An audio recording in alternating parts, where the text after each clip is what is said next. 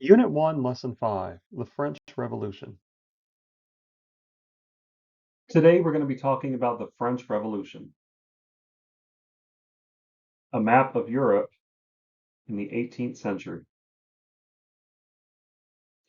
The philosophy of the French Revolution was governed by ideas that were developed and sort of experienced during the Enlightenment, or the Age of Reason. Scientists during the Renaissance had discovered laws that govern the natural world. Philosophies or intellectuals began to ask if these natural laws might also apply to human beings and human interactions, particularly to human institutions such as governments. They used reason and logic, as opposed to faith and religion and superstition, to answer important questions about human interactions, to determine how governments are formed, and they tried to figure out what logical and rational principles work to tie people to their governments. And most importantly, they began to question the divine right of kings and queens. The old regime was the socio-political system which existed in most of Europe during the 18th century, starting 1700s. Countries were ruled by absolutism. The monarch had absolute control over the government and by proxy, the people. There were classes of people determined by being either privileged or unprivileged. Unprivileged people paid taxes and were treated very badly. Privileged people did not pay taxes and were treated very well. This pyramid shows how the French society was set up prior to the French Revolution, with the monarch or the king at the top of a pyramid, and then as it quickly goes down to the first estate, other privileged individuals, the second estate, and the third estate, the lowest of the class of people in France. In France, people were divided into those three estates. The first estate had a population of roughly 130,000 people. This was made up of high-ranking members of the church and privileged class. The second estate, also a privileged class, had about 110,000 people, and it was made up primarily of nobles, people of nobility. The third estate, however, was the unprivileged class, with a population of some 25 million. Everyone else, from peasants in the countryside to wealthy bourgeois merchants in the cities, made up the third estate. So this was all unconnected people to the king. So what does this contemporary political cartoon say about conditions in France under the old regime? Government under the old regime can most aptly be shown as a monarch and a monarchy ruled by divine right. The thought was that God put the world in motion, and God put some people in positions of power. That power was given ultimately by God, and since no one can question God, no one can question someone who was put in power. So questioning the monarchy was blasphemy because it meant that you were ultimately questioning God. In an absolute monarchy, the power of the king is all around. The king literally makes the decisions for the entire government. He appoints the petty tyrants or intendants who governed France's 30 districts, which were like little states. He appoints the people who collect taxes and carry out the laws, which is good because the king makes up the laws. And he controls justice by appointing judges who will side for him. He controls the military, which is great, because the king makes decisions regarding war and peace, who the nation is at war with, why they go to war, who they have as allies in peaceful talks. The king could also imprison anyone at any time for any reason, and he levied all taxes on the citizens and decided how to spend the money that he and his government collects. The economy of France was based at the time primarily on agriculture. Peasant farmers of France in the Third Estate bore the burden of taxation. Poor harvests meant that peasants had trouble paying their regular taxes. They certainly couldn't afford to have their taxes raised by the king and his noblemen. The bourgeois or like the higher class in the third estate, think of it as like the manager class to the worker class, they often managed to gather wealth at the expense of the peasant farmers and the working class. But they were upset too when the taxes were not paid. And they were upset, the bourgeois or management class, that they had to pay taxes when the nobles or the second class did not. So France is now bankrupt. The king, Louis XVI, lavished money on himself and residences like the palace at Versailles. The queen, Marie Antoinette, was seen as a wasteful spender. The government found its funds depleted as a result of its foreign wars, including helping fund its efforts to aid America in its Revolutionary War against Great Britain. This led the government to a process called deficit spending, where a government is spending more money than it takes in from tax revenues. This is hurt again by the privileged class of the first estate and the second estate, claiming that they would not allow themselves to be taxed by the king. Only the third estate of the bourgeois and the peasants, the management and worker class, were being taxed. So the overall causes of the French Revolution were France was bankrupt. This was caused primarily by deficit spending, and the financial ministers of France proposed changes, meaning they wanted to tax the first estate and the second estate, but these were easily rejected. And the Assembly of Notables voted down the taxation for nobility in 1787, protecting their own financial interests instead of the interest of France itself. This led to great fear. France was experiencing the worst famine or food shortage in history. Hungry, impoverished peasants feared that nobles at the Estates General were seeking greater privileges than they currently had. And so the peasant class of the Third Estate began attacking nobles throughout the countryside. And with regard to the Estates General, King Louis XVI had no choice but to call for a meeting of the Estates General to find a solution to this bankruptcy problem, where all three estates met together, and they had not done that in almost 200 years since 1614. This set in motion a series of events which resulted in the abolition of the monarchy and a new, completely new socio-political system for France. This image depicts the members of the three estates. On the left, the first estate represented by the clergy. In the middle, the second estate represented by a nobleman, and a member of the bourgeois or peasant class of the third estate on the right, meeting for the first time in almost 200 years. And this first meeting of the Estates General that happened in 1614 took place in May of 1789. The voting at the Estates General was conducted by estate, meaning each estate had one vote.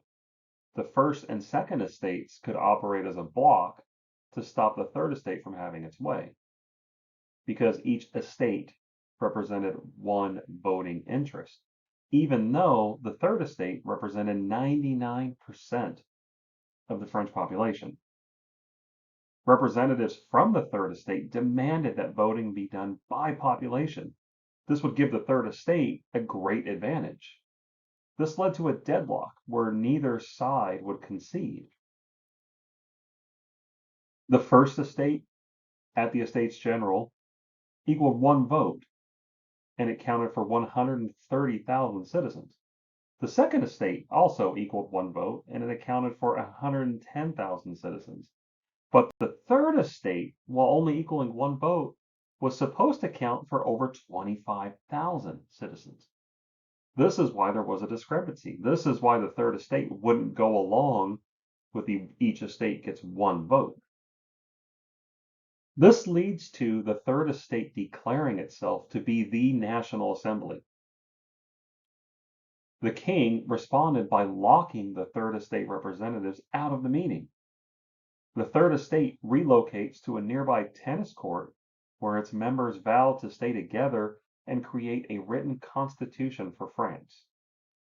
So on June 23rd, 1789, about 7 weeks after the three estates met at the Estates General Assembly, the king relented.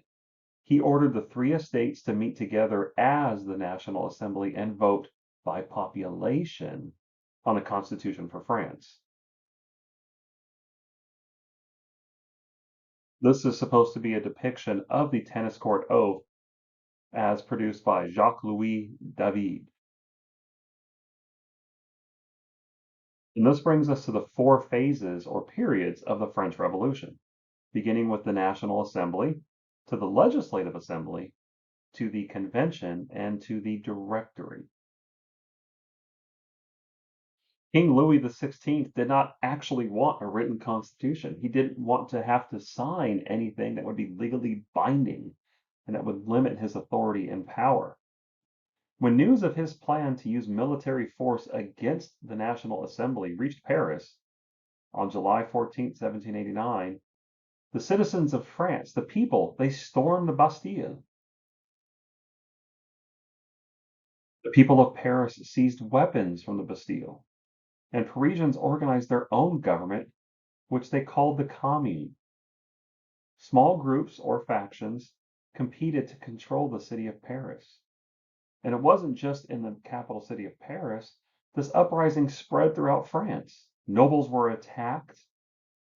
Records of feudal dues and owed taxes were destroyed. Many nobles, in fact, fled the country, and they became known as émigrés.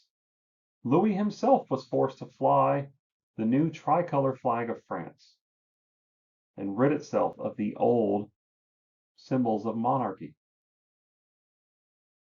The Parisian Commune feared that Louis XVI would have foreign troops invade France to put down this rebellion.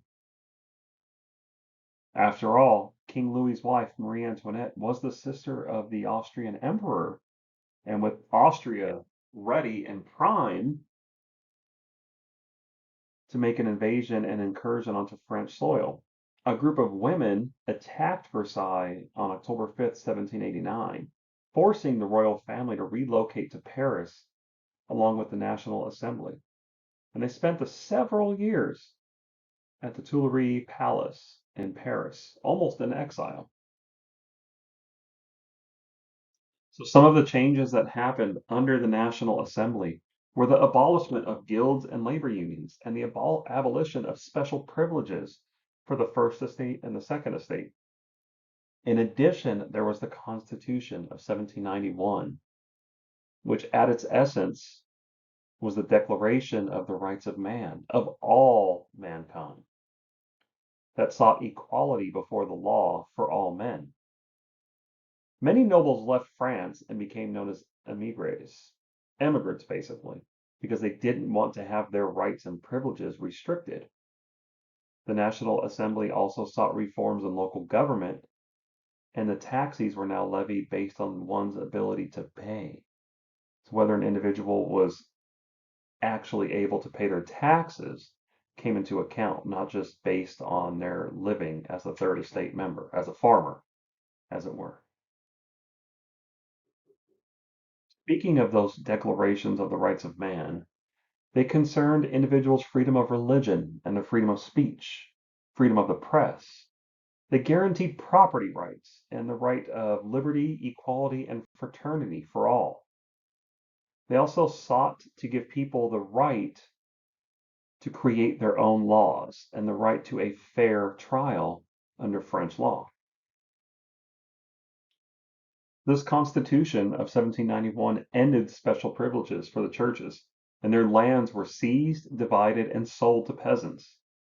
This also created a civil constitution of the clergy, which required that church officials be elected by the people with salaries paid by the government.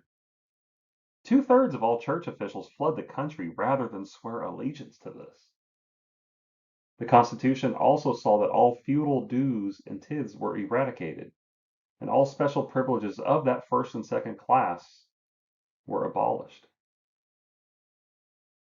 Some of the highlights of the Constitution of 1791 and its democratic features were that France became a limited monarchy, where the king was now the head of state and not the monarch, not having absolute control.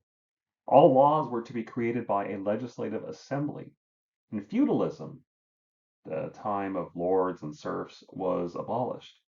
There were some undemocratic features, in that voting was limited to taxpayers only, and the offices were reserved for property owners.